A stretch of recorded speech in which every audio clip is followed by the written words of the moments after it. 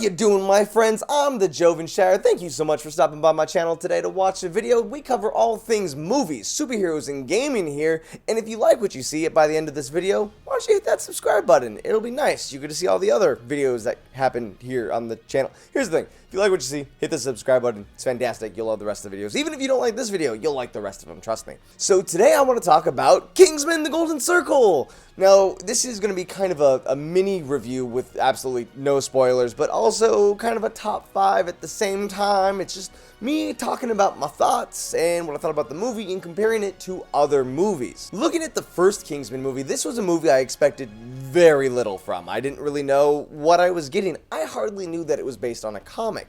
And then I go into the theaters and I see this amazing action-filled fun spy movie. Normally when you get a spy movie, it takes itself so seriously. Even like your GoldenEyes and your 007 movies, it's just like, I'm Bond, James Bond. Like, no, this was like fun British action, and it was great. I really liked the first one, so I was super excited for the second one. Now, I have this problem when it comes to movies where if I go into an original movie and I don't have any expectations and then it blows my mind, well then after that, I'm like, any sequel that comes afterwards, I'm just not gonna love it as much. I've noticed that this is actually like a trend with movies. Like, sometimes you just can't bring the magic from that first movie. So we're gonna look at other movies that have the same problem, where the first movie is so good and then the second movie, though it may have made a lot of money in the box office, just doesn't live up to the same magic as the original. But first, let's talk about some of the good things about Kingsman The Golden Circle. Now, in the first movie, Samuel L. Jackson did an amazing job with the villain. It was a fun character, it was different. Yes, it was an out there crazy world, but at the same time, the situation that he was causing was, I don't know, it was believable. Dude's giving out free phones and is going to make everyone go crazy so that the world population goes down. Now, in the second movie, The Golden Circle, Julianne Moore is the bad guy, and again, not giving anything away, but she is an amazing villain. Because it's how they do the movie. Every time we cut back to Julianne Moore, her character, Poppy, we see why she's the bad guy of the movie, and every time we cut to her, she does something a little bit worse, and every time we cut back to her, it gets a little bit worse, and then you're like, well, okay, this is the worst possible villain on screen, and then you're like, oh no, she keeps getting worse and worse and worse. And so to be able to see her play a role like that was a lot of fun. Why do we love Kingsman so much? Because the action, it's so over the top and just fun to watch visually. And let me tell you, Matthew Vaughn does a great job with this movie as well. The camera shots are fun, it's fast-paced, it's a little close-up here and there, but at the same time, you can still see all the fighting that's happening. I don't think they have a fight scene that is as magical as the first movie when they're in the church, but they do have another long-shot fight scene. Actually, they have a few of them. There's just good action throughout the entire movie. And, you know, the comedy's there, it has a specific tone. 100%, I definitely recommend seeing the movie. There are some holes here and there, I will admit, and that kind of pulled me out of it, but again, that's me walking into specific movies expecting something great, and then I'm gonna nitpick like, oh, it's not as good as the first one. This scene doesn't even make any sense. That's because I'm dumb. But there are other movies that do this. For example, just to name a few, and this isn't in any particular order, so it's not a true top 5, but these are 5 other movies that just the sequels don't have the same magic as the original. Now, the first movie I want to talk about hits a little close to the home of Kingsman because it's directed also by Matthew Vaughn, and I'm talking about Kick-Ass. Now, I love these comics. These comics are amazing. If you haven't already, they're definitely on the mature side, but if you can take some strong violence and some adult themes, read Kick-Ass. It's a great read. That, Kick-Ass 2, and even Hit Girl. Not as good as the original, it's still good. Now, the first movie was, like I said, directed by Matthew Vaughn, but the second one wasn't. I had read the comic books, and I knew about Kick-Ass, and so I watched the first Kick-Ass movie, and even still, that is a case where, like, normally you don't want to watch the movie after you read the source material, because you won't like it as much. Nope.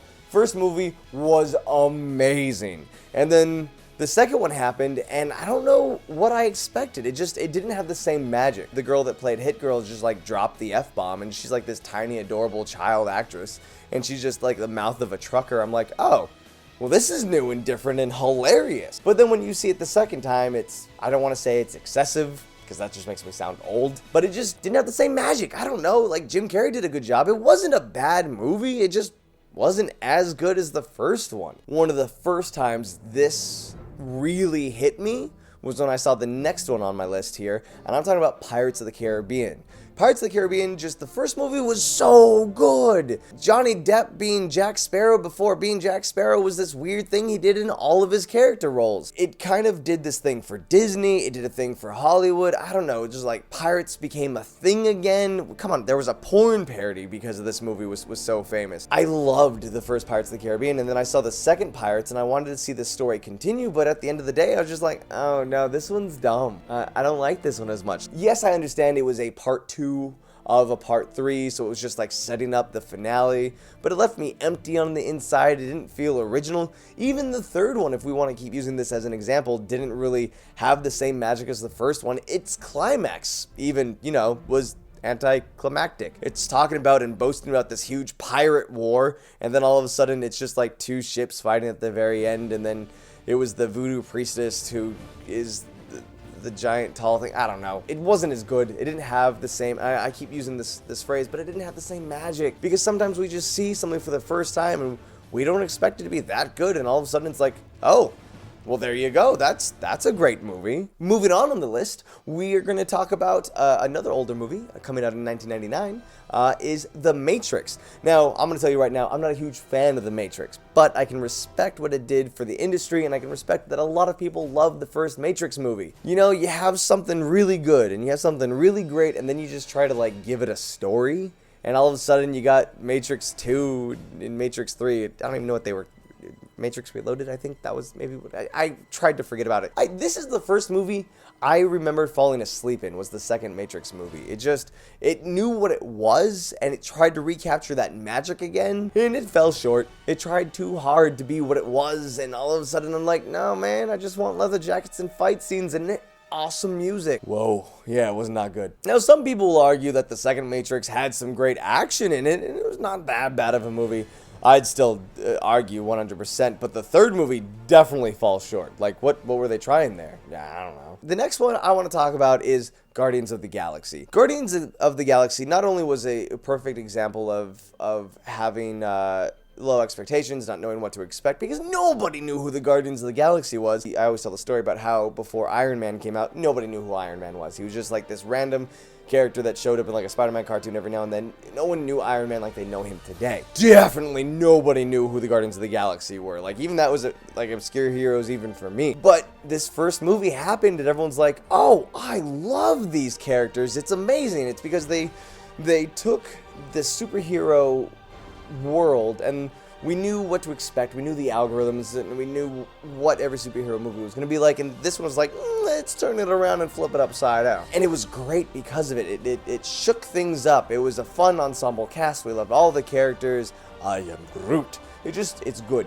It was a very good movie. And then I knew going into Guardians of the Galaxy 2, like, like, it's just not going to be as good. There's no way it can capture the same essence and magic again. Now, a lot of people will argue with me and say that Guardians of the Galaxy 2 was absolutely amazing. Mari from Smosh Games saw it 5 times, maybe 4 times, either way, many times in a movie theater, and wept. She cried over and over every time she saw the movie. I think that they made great mistakes. We loved the first movie because it's this interesting group of people, and then they do the trope of like separating the group, one to give like that slapstick and that same comedy that we loved, and that's where you see Yondu and Rocket Raccoon go off with Groot and they do their thing, but then you have the rest of the group going forward to progress the story. So then you have the group split in half, one progressing story, one giving you the humor that you liked from the first movie. You can't do that. Anyways, this isn't a review of Guardians of the Galaxy 2, but it's a prime example of it just didn't have the same magic that the first movie had, so I didn't like it as much. This one we won't see as much of an argument from people, because I think people recognize that the sequel was not as good as the one that came out before it, but we are going to bend the rules a little bit, because it's not the first movie, it is the second movie, and I'm talking about The Dark Knight. Now, The Dark Knight, I think, is a phenomenal superhero movie. I also think that is a phenomenal supervillain movie. So many people will say, hey, that wasn't a Batman movie, that was a Joker movie. To that I'll say, cool, I know what a Batman movie looks like. I wanted a Joker movie and I never knew that. It's such a great movie where you see the fall and rise of so many characters. Now, Batman Begins, great. And then the sequel, even better. Again, some would argue, but no, I think the sequel, Dark Knight, was better than Batman Begins. And then Dark Knight Rises happens. How do you even try to top yourself when you're Christopher Nolan, you're an amazing film director, you have an amazing vision, but you pull something off like The Dark Knight, and then you gotta do it again with The Dark Knight Rises. And there were just so many issues with this movie, and I don't even think it's a matter of it just not living up to expectations. It just had holes that were like, what, really? They've been in this weird version of Gotham City for how long? And no one's been able to find a way in to save the day. Aren't there other superheroes or something? Anyways, like, it just, the third Batman Nolan movie wasn't that great, in my opinion, and it was not nearly as good as the second one. Now, I'm going to throw an honorable mention on this list. I'm going to say that Shaun of the Dead blew all of my expectations. I almost didn't even want to go to the theater to see this movie. I thought it was going to be this stupid zombie movie, and I only like good zombie movies. But then I saw it, and it was just like one of my favorite movies of all time immediately. And then I was so excited to see Hot Fuzz because I loved Shaun of the Dead, and Edgar Wright, I wasn't familiar with too much of his work before that. Hot Fuzz is a good movie. It's a great movie, but it didn't have that same magic as the first movie. But this is just my list of movies that I don't think live up to the original. Now again, this was partly a review for Kingsman, and I would like to stress, I had a great time at the theater. If you're not a cynical, angry, grumpy old man like me, you'll probably love Kingsman The Golden Circle. At the end of the day, these are just my thoughts and opinions, and now I want to talk to you guys. So let me know down in the comments below what you think about it, and maybe what are some other movies that you think weren't as good as the original movie, or let me know if you think I am 100% completely wrong, and after you see Kingsman, let me know what you liked about the movie, because hey, let's be positive down there. And like I said at the beginning of this video, if you're new to the channel, I'm the Jovenshire. Thank you so much for watching. Hit that subscribe button if you haven't already, because we do all things geek culture here, and I want to talk to you and I want to share my opinion with you. So till the next time, I'll see you later.